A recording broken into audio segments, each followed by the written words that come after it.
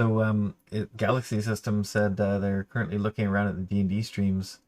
They're a noob looking what D&D is about. That's cool.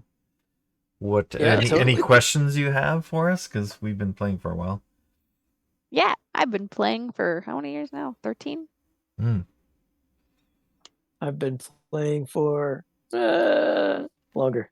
Oh, To be oh, fair, I'm 40 like for me. that's like more than half my life. Yeah. 48 for me. Whoa, sir! 48? No, you played when you were 5? No. I was playing when it first came out down in the States. That was around... I was probably a little bit we older. I would might have have been been 10. 13, I think. I was probably 15. 13 is when I remember. Well, Galaxy System games, I would suggest you check out D&D Beyond. It is a good website to Yeah. check out all the different classes, and you can look at all the pretty pictures. I personally love doing that. And Also, it's the free? monster manuals. It's free. Yeah, it's free until you want to get Start getting some of the the books. extra books, but Yeah. the initial stuff is free. Also, Roll20 is good for if you want to run a game, or a lot of people use Roll20 to play it. The Or nice thing Fantasy about Grounds. the VTTs, like we use, we're using Fantasy Grounds here.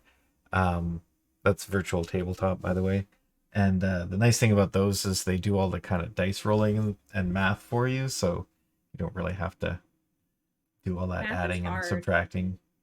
As you can see from our little Ooh, chat yeah. over here, we got some rolls that they made. So someone was trying to detect something and they rolled a perception roll, and then you just drag one of these dice from the character sheet onto this spot, and it just rolls it and adds your bonus for you. So once you're all Yes. set up, it's pretty easy to use. I personally like playing on Discord for a lot of these different games, and Yeah. you can meet a lot of people, no matter your age, Yeah, on it's nice. different servers to play with as well.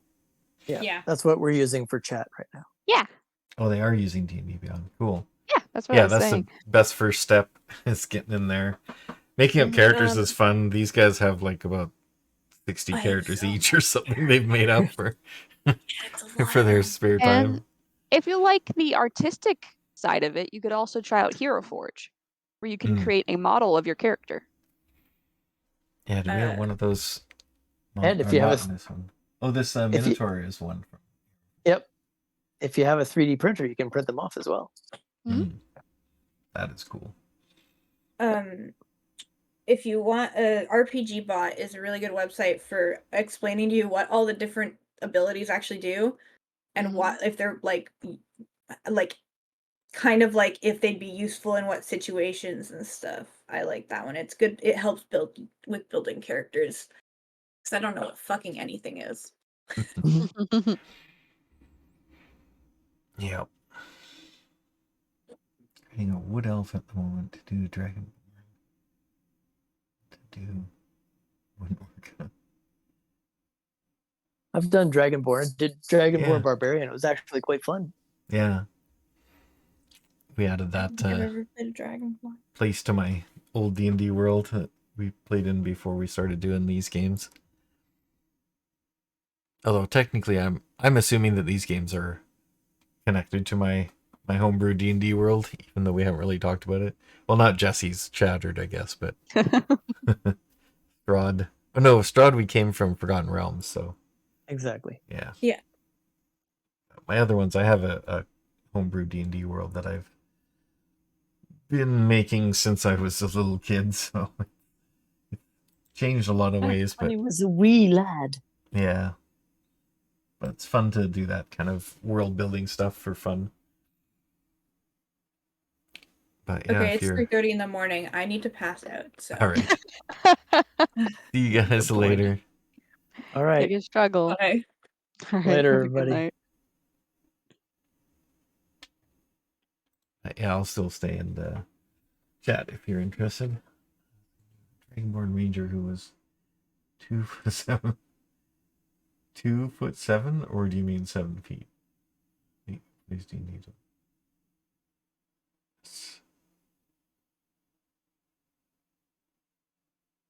So 2'7" is what you're talking about? Like he's basically under 3 feet?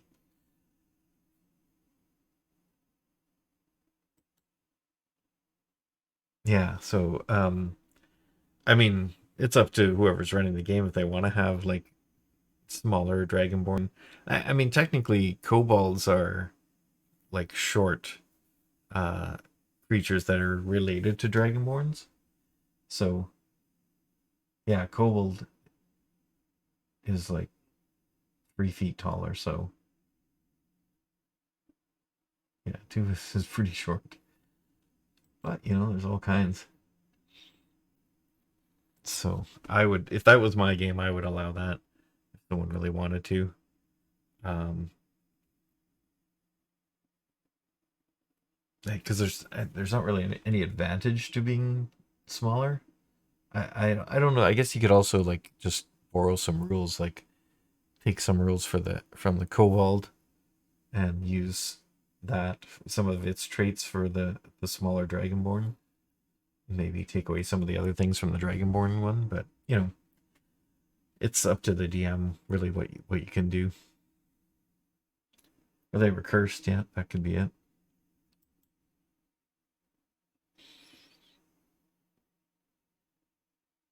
Or something happened. Maybe they didn't grow or had some kind of genetic issue.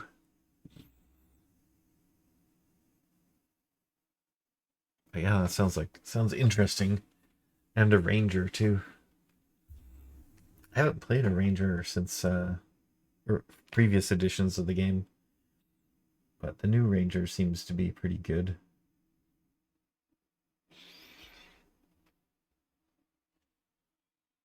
I don't know if there's a new ranger subclass. What are the new ranger ones? I think there's one called Beastmaster. That sounds really cool.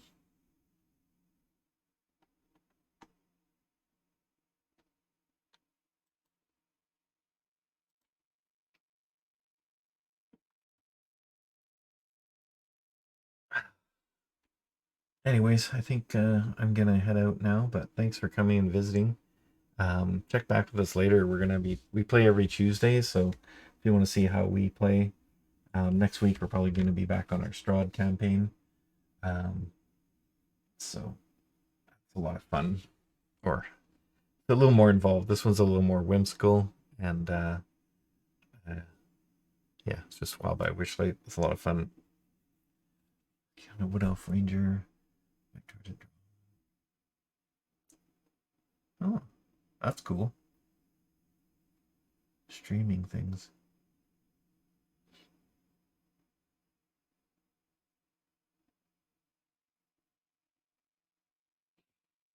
Yeah, definitely check out Hero Forge though if you want to see like your character.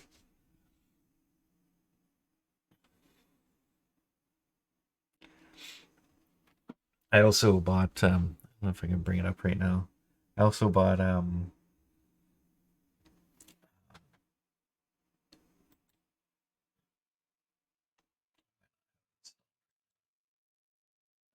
called Tailspire, and it's like a miniatures like game you can play as a way to show what's happening in the game. I'll run it up here and see if I can bring it over. Oh.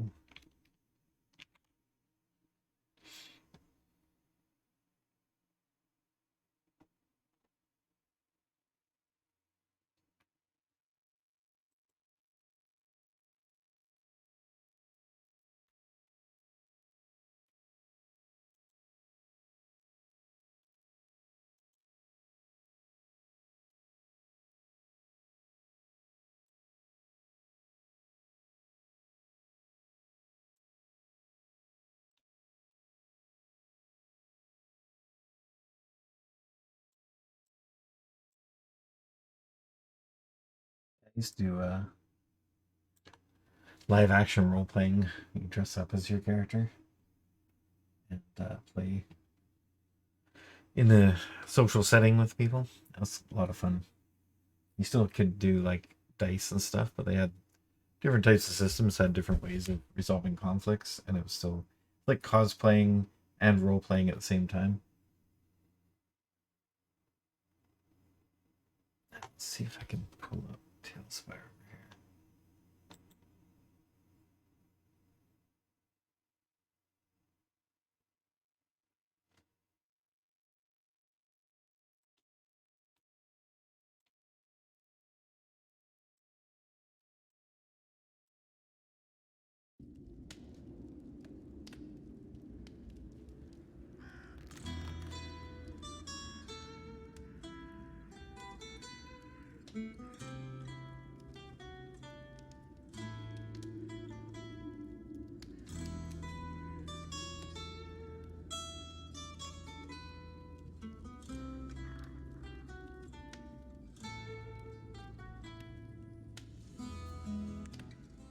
If you're Wazubi, if you're still on, I'm in that campaign. We did the solo campaign for you, Tailspire.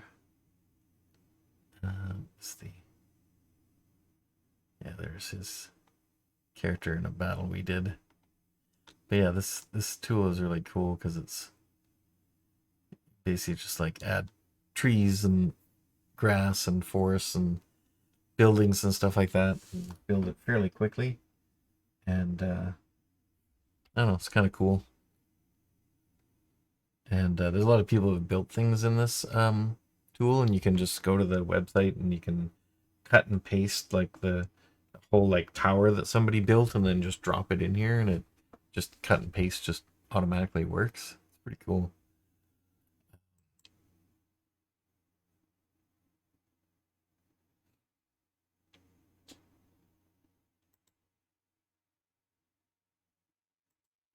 I haven't used it in a while, so I'm trying to remember how to do it.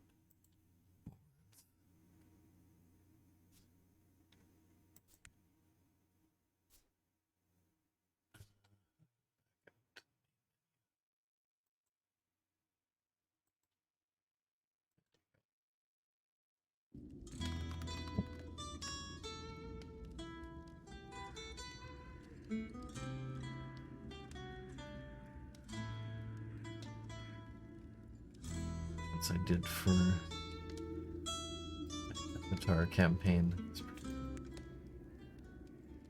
That's really, I don't know if you know Avatar: The Last Airbender, but I ran a game for that set in the Korra era, and the players were all detectives in a detective agency, and this was kind of the Republic City kind of townhouse that they had, that they ran their detective agency out of.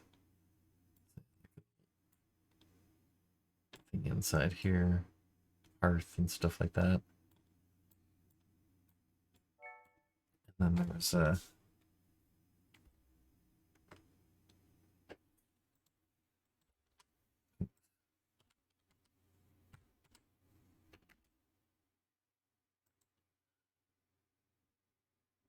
there's this Fire Skull Island.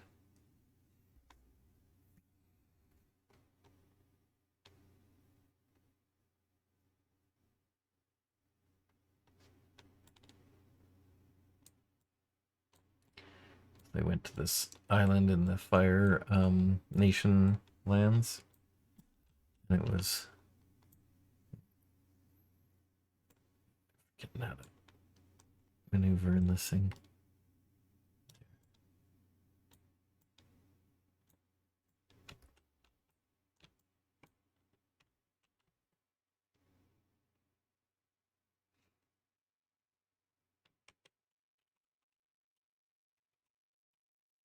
It's the skull.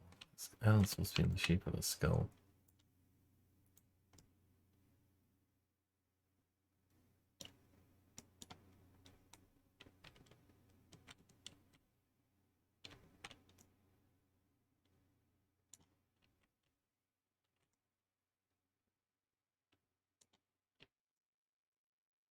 Oh, there it is. Kind of cool. Yeah, there's lots of cool tools you can use for playing your games.